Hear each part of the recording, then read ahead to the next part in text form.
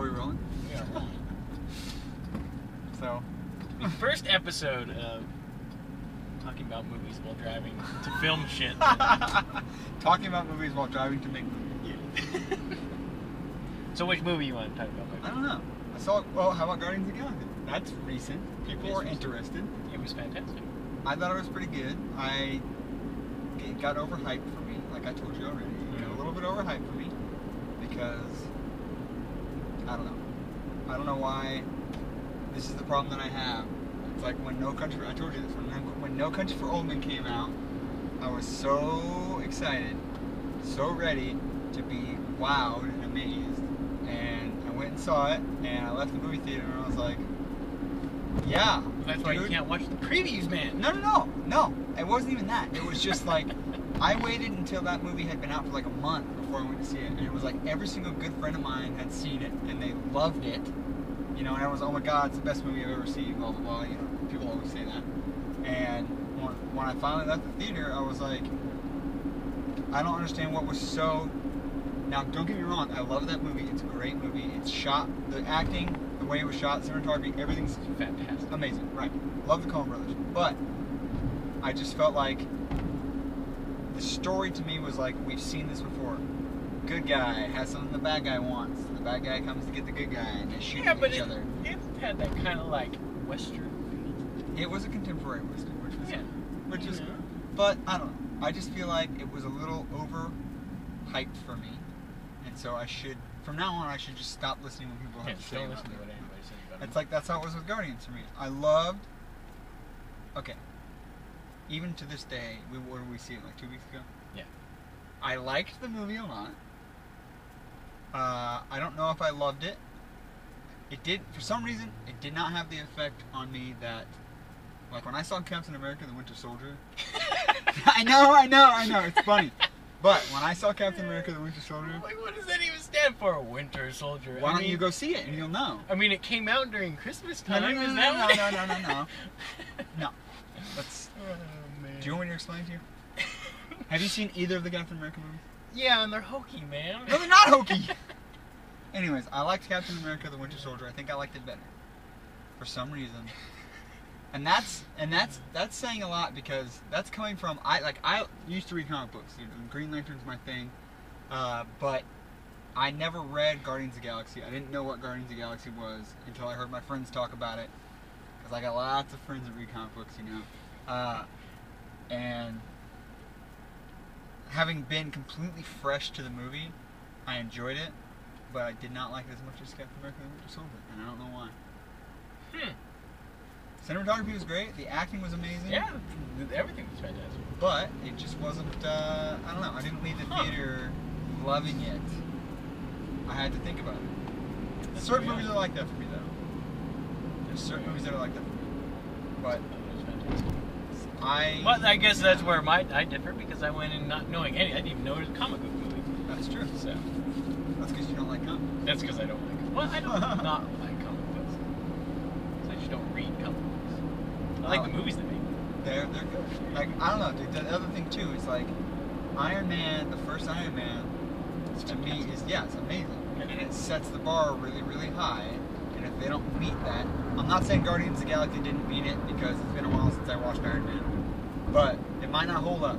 But that's the one that has always had like it's stuck in my mind. It's like, holy crap, this is amazing. And it could just be Robert Downey Jr. because he's amazing. Well, yeah, he's awesome. But I don't know. I liked Guardians. I'm not gonna lie. You know, a month down the road after I've had even more time to sit on it, I might like it even more because sometimes that's what happens with me. Like when I first saw the movie Moon. Have you seen Moon? Duncan Jones directed it. It was his first feature, dude, with Sam Rockwell. And it's just like Sam Rockwell. He's the only there's a couple other actors. He's on the moon. He's on the moon, and what's his name? Kevin Spacey. Kevin Spacey is the voice of the computer. Yes. It's sick, dude. That movie was fantastic. So good. Man. But when I first saw it, I think, you know what, the other thing too is I think it kind of depends on who you watch it with. Because I went and saw that movie with my parents, and my dad, I don't remember, I think he thought it was okay, you know? And so if you're like so stoked on a movie and then someone's like, Yeah, it was alright. Yeah. It kind of changes. Yeah. It kind of makes you second guess yourself, maybe. Like, did I miss something? It sucked, you know? But when I first saw it, I thought it was good. It wasn't the greatest sci-fi movie I've ever seen. And then I bought it on Blu-ray when Hollywood Video went out of town, or Blockbuster, whatever, one of those things. They had like a super sale, and I went and bought it for like $3 on Blu-ray, which is totally worth like way more than that. Yeah. But I rewatched it, and it's amazing. Yeah, Sam Rockwell is a He's the bomb, man. genius. Such And he an didn't even underrated get a actor. nomination. He did not even get a nomination. It's because they're fascists. That's because the Oscars are a sham. Yeah, they are, man. But it's like the same way. Like I didn't. It took me like 3 months, and then rewatching the movie before I really loved it. So that might happen with Guardians. You know? Well, I think you need to go into movies like I go into movies, not knowing anything. Just be like, oh, it's a premise, it's a sci-fi. Let's go see it. It has these actors. I want to go see it, but I don't want to know anything about it. Because that's how good movie you haven't seen. Cloud Atlas was. I had no idea. I was just on the internet scrolling around. What movie am I going to pirate tonight to watch? And that's one that I came across just because the screen thing looked pretty good on Pirates Bay. I went, click. I do not condone pirating movies. Well, I'll buy that one eventually because it was really good. Yeah. So, I don't know. It's like, yeah, you know, you're right. It's just like Go into it without knowing it. my friend Jacob. He, like I told you this before, Inception. I love that movie. Yeah. So how did you go and see that one? Did you know anything about it? I knew all kind. Dude, I'm the kind of guy, like, I love like right now. I love Star Wars. I can't wait for Episode 7. I'm looking at every leak. I'm looking at every picture. I'm reading every freaking like leaked story plot, everything, dude. I shouldn't be doing it, but I'm doing it. And it's just making me more excited. It's not being like, oh, I'm so bummed. Like, I'm just even more excited. But anyway, my friend Jacob, you met Jacob at the clinic. Yeah. He went into Inception being a humongous Christopher Nolan fan, having seen no trailers. I don't even think he looked at a poster. Didn't read a synopsis for the movie. Knew who was in it just because of, you know, everyone's, oh, it's Leonardo DiCaprio, it's like blah blah blah. All these good actors are in it. It's great cast. He knew nothing. He knew the movie and the actors, and that was it. And he went in completely fresh, and I wish that I could have done that because my mind would have liked it. My mind was blown. Yeah.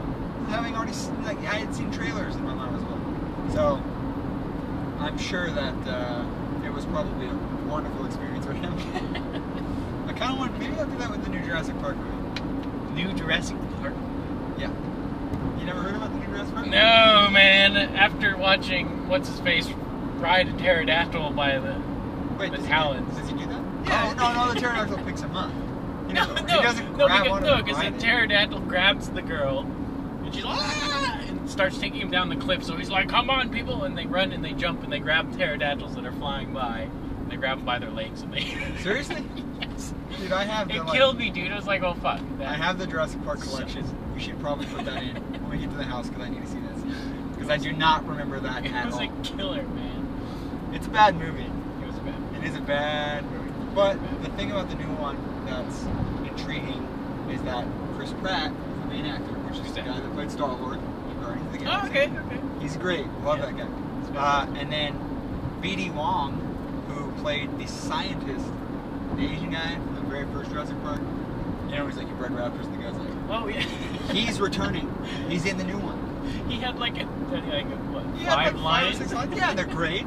And they're believable.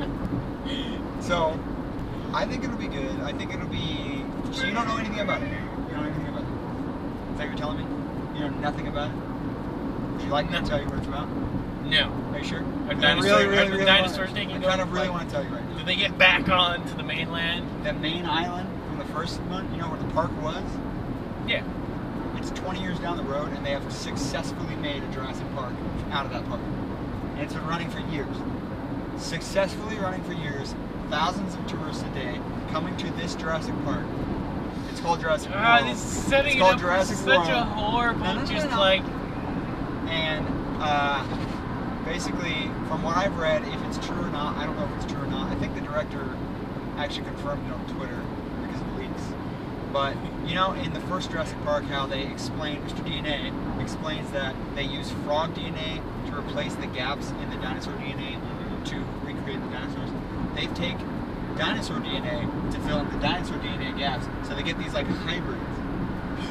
And one of them ends up being like a gecko, and he can like he can like make himself basically invisible, and that causes problems. I'm gonna guess that someone goes into his cage and he, you know, hides himself or something, and then he breaks out, and then all, you know, hell breaks loose. The shit hits the fan. After 20 years. It sounds horrible, man. Yeah, I don't know. It's like they take the awesome part about the science of Jurassic Park, get rid of it completely, and now the dinosaurs can go invisible. Yeah, but the thing is that scientifically, geckos and stuff can change their color. That's true. So it makes sense. It's just kind of far-fetched that it's dinosaurs doing it. That's true. Okay, I'll give it that. So I'll give it a shot. You should give it a shot. We'll go see it. We'll do a review. We'll do a video review. Do a video review. It doesn't come out until when does it come out? I don't know. Next year, I'm sure. Probably before Star Wars Episode 7. That releases December 18th of 2015. So I'm very excited. What else? What other movies have we seen recently? You watched Boogie Nights. Yeah, I watched Boogie Nights. That was good. It's great. My favorite director. He's definitely an interesting director. I love it. I love it. That was my other problem with No Country for Old Men. And I know this should change my opinion of the movie because it had nothing to do with Paul Thomas Anderson. But There Will Be Blood, which to me is one of the greatest, most beautiful films that I've seen in my entire life. And I know there's a lot of people that will argue with me and say that it's not, and it's boring. But I disagree with those people. It came out around the same time. They were both up for Best Picture.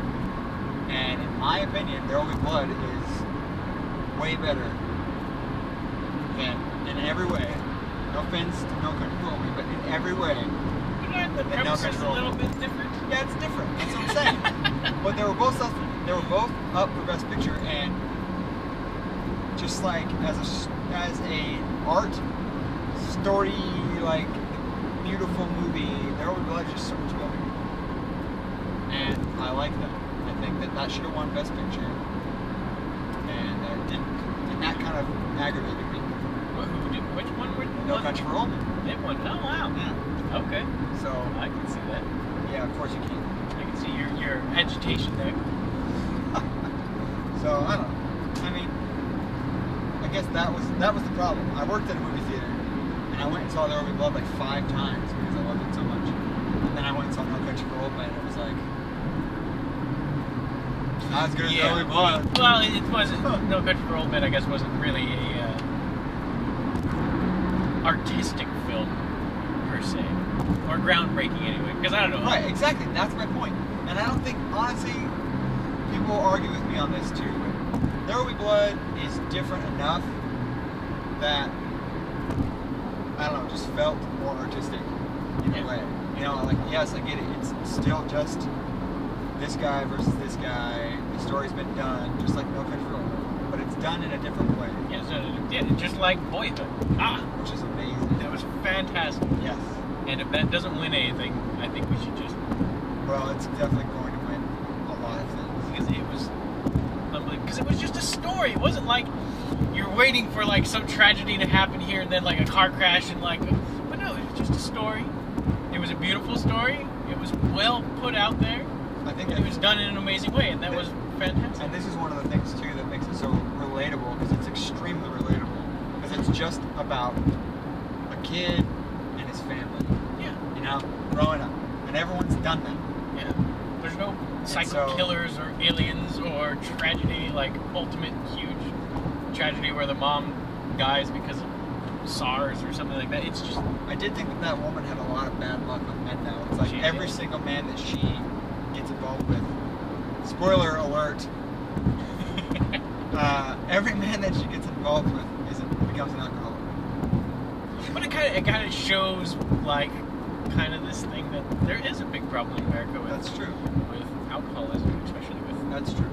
But I did middle-aged men. I did feel like, I'll be honest. At the beginning of the movie, young, when he's still like within 10 years old. I felt like the beginning. There's a couple problems that I had, and actually I went and saw this when Sarah and I went to Seattle in July or whatever. Yeah, end of July. I went and saw this movie at the Sundance Theater in Seattle, which is an awesome theater. My problems with the movie at that time, because like I said, just like Guardians, when I come out of a movie, I'm always kind of just like, I don't know how I feel about it. Yeah, you gotta take it in. You know what I mean? Yeah. At that time, there was lots of things in the beginning of that movie that really annoyed me. Like, and I understand why the director did this, but it kind of annoyed me, was every time there was like a jump in time, they would take something from that year, like Justin Bieber or the Spice Girls or Britney Spears or whatever, and they would just like shove it in your face, like, this is what year it is. This is what year it is. And I'm just like, okay, we get it. We know what year it is, okay?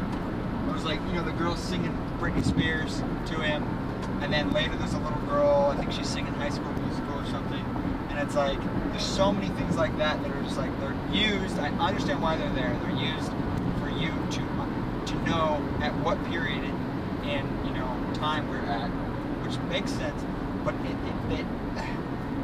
what did it take, like 12 years to shoot that movie or something? I think it was like 12 years.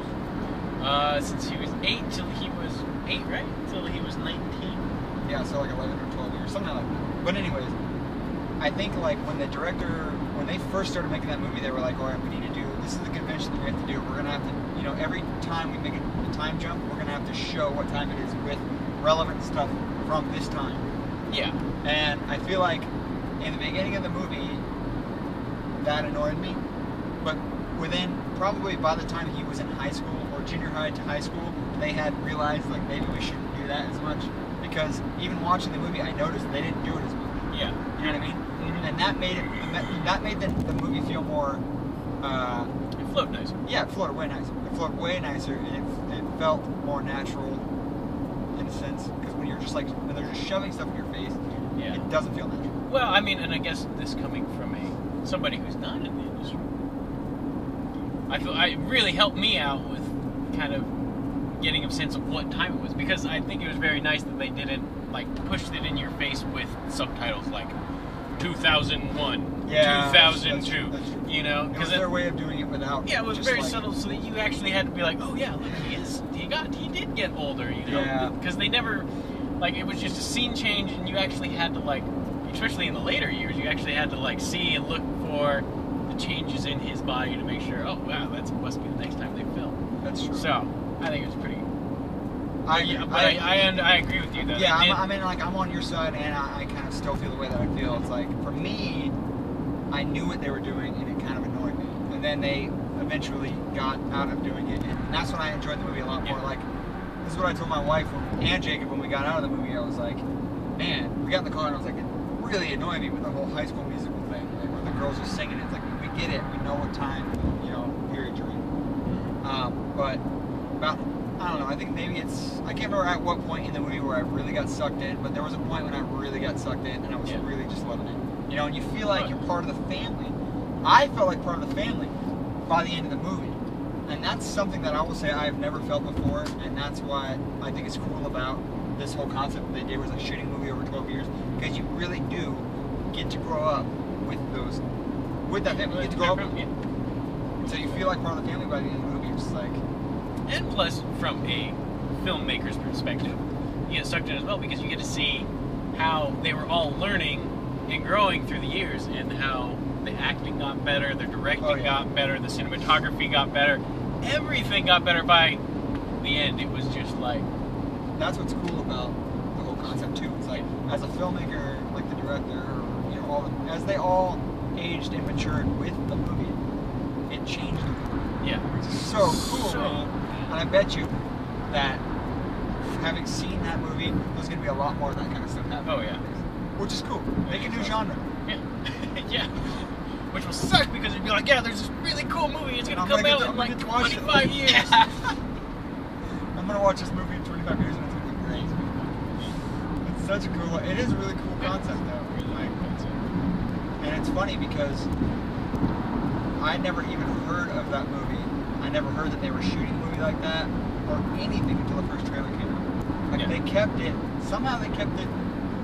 Maybe I just wasn't paying attention, but they kept that thing secret for 12 years, basically. But what's his name? Ethan Hawke. Ethan Hawke. Dude, his acting got so much better. Yeah. I wonder His if acting got so much better.